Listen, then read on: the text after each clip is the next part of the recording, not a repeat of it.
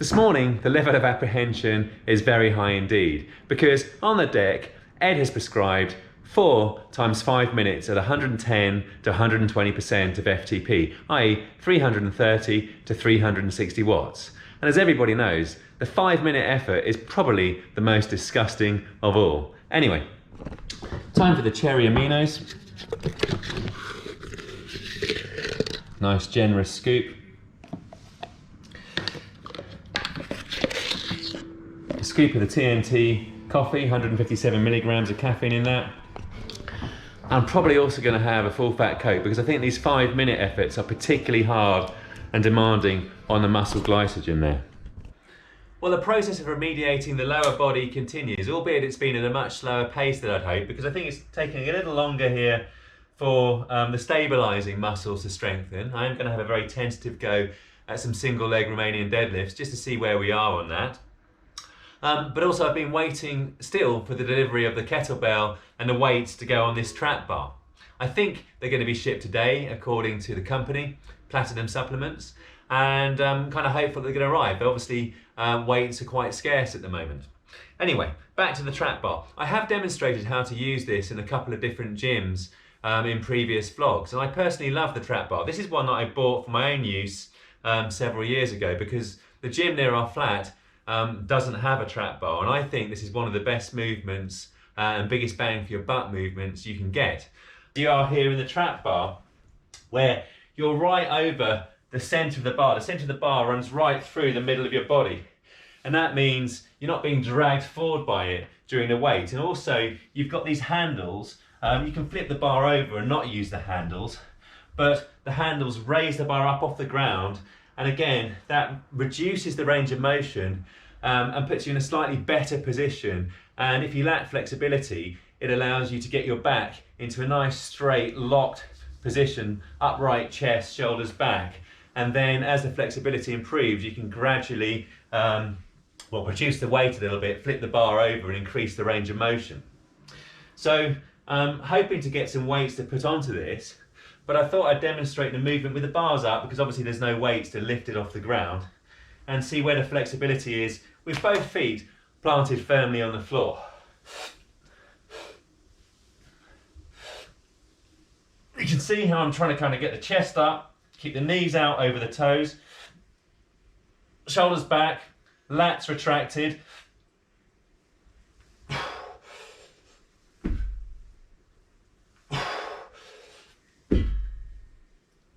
And really push through with the hips.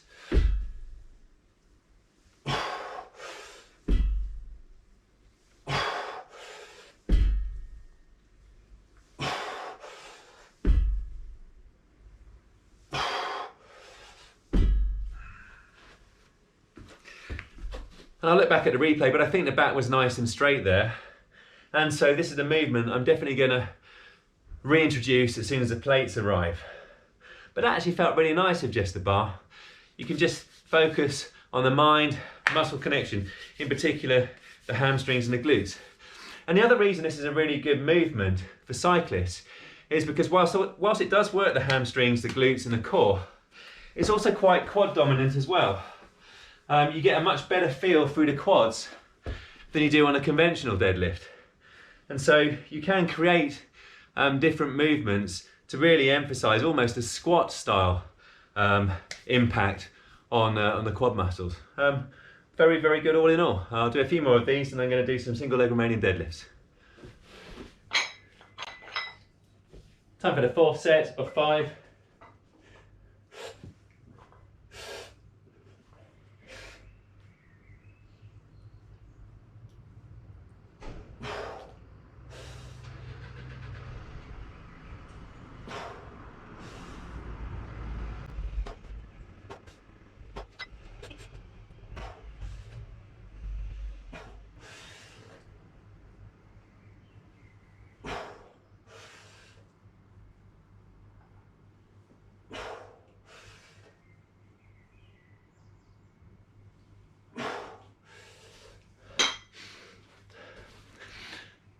A little bit better, I think. Anyway, on to the watt bike.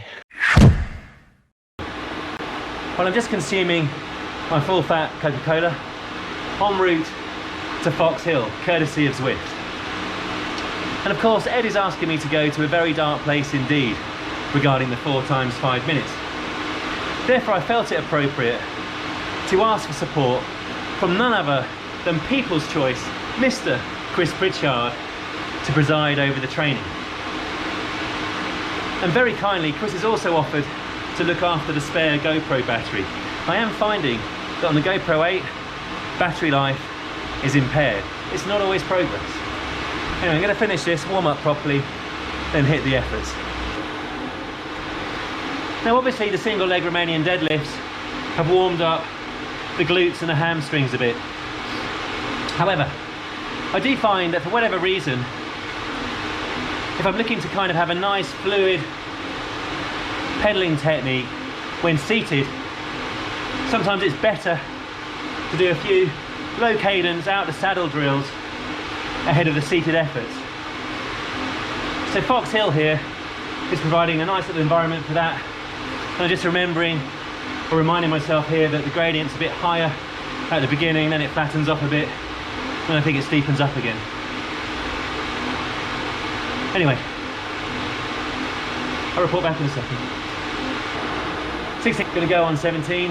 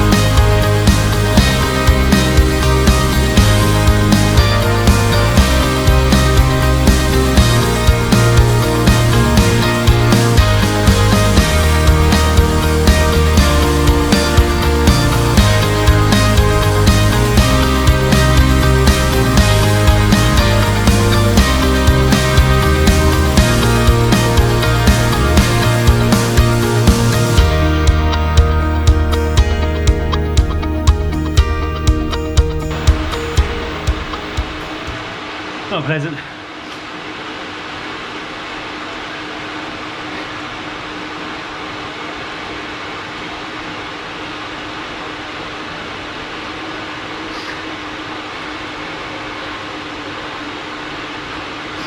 I'll show you what the last one looks like. Heart rate's coming down alright.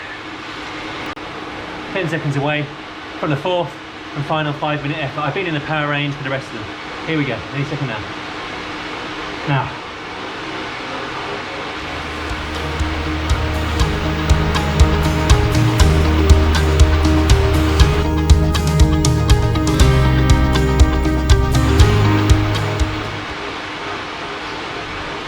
Trying to dance on the pedals a bit more, a la Adrian Timmis.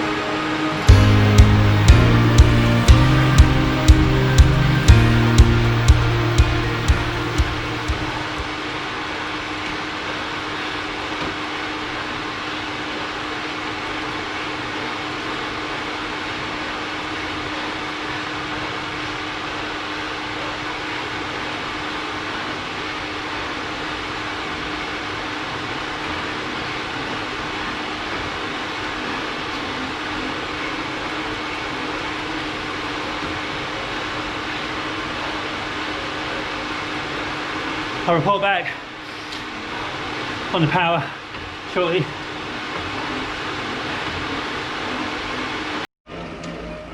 Well, I'm back in the sanctuary of Tempest Fugit Flat for a little bit of zone 1, zone 2, just to warm down and get the blood flowing back through the legs, hopefully help the process of recovery a tiny little bit.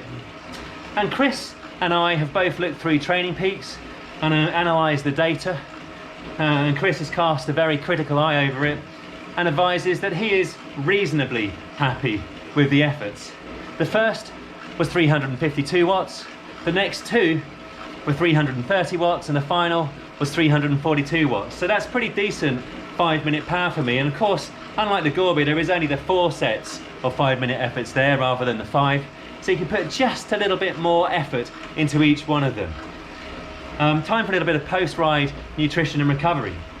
And by way of an update on the Wilier, the frame has been taken away for an X-ray because there is a risk that whilst outwardly speaking it looks fine, there may be hidden stress fractures that compromise the integrity of the bike. So I'm very grateful for Yellow Jersey for arranging that. It's going to need new wheels, probably new handlebars as a minimum. It's going to take a little bit of while for it to be repaired, in all honesty, so going to be very much back on the Colnago when I do get outside.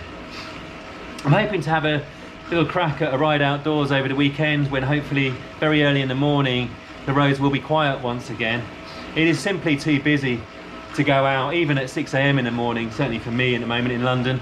I had a little try, didn't feel very good, so quickly scuttle back home to complete that pyramid training on the bike. I haven't been out on it since, but I am quite keen to get back out because obviously looking forward to some of the climbing events, hopefully a bit of the hill climbing season, and maybe a TT, or you know, at the very back end of the season, potentially a crit race, see how I'm feeling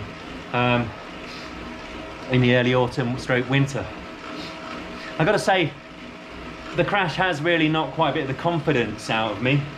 I had been hoping that by taking part in a lot of crit races over November, December, January, February and the first part of March, that would really fast track my bike handling skills. I think it was partly effective, but of course what you fail to realise is that I was racing essentially the same 2 circuits, the Olympic Park Velo circuit outside the velodrome and also Hog Hill, and really what I've ended up doing is learning those 2 circuits really well, getting quite good at the cornering, good at riding in the bunch on those 2 circuits, but my bike handling skills still very much lag probably the power I'm able to develop courtesy of this Watt bike, Zwift and all the indoor training apps. And so that's something I definitely have to be vigilant for, because I guess there's a risk of, like you have on the motorbikes, born again biker syndrome, kind of born again cyclist syndrome, where you come from the indoors onto the outdoors and really your power exceeds your ability. So hoping to gradually build the confidence back up. I'm going to find a quiet hill, probably Swains Lane. The level of imagination is very low, but it's a part of road that I know is going to be quiet. It's a nice steep hill, therefore I can't go very fast, and probably a safer place as any to train until obviously the closed circuits reopen. And in all honesty, I think when in London, that's certainly where I'm going to train outdoors once they're back open. Anyway, onwards to recuperation and a bit of post-ride nutrition, and maybe even a max effort on the greens. And just enough time for a very quick message to the force of nature that is Mr. Bullet Bale from Comhunt TV. Well, Bullet, your great mate Scott, where he posted on Instagram a little picture of you having a lovely 10-mile walk. And I got to say, whilst on the bike, your kit game is undoubtedly one of sartorial elegance. Your baseball cap game, it's not tight at all. With a baseball cap, it's either a dead flat peak or a concave peak. And I'm afraid, sir, your cap was kind of neither flat nor perfectly concave. It was kind of a tweener, in all honesty. So do spend a little bit of time getting the concave nice and perfect now you've completed your 25 ascents of Out the Zwift.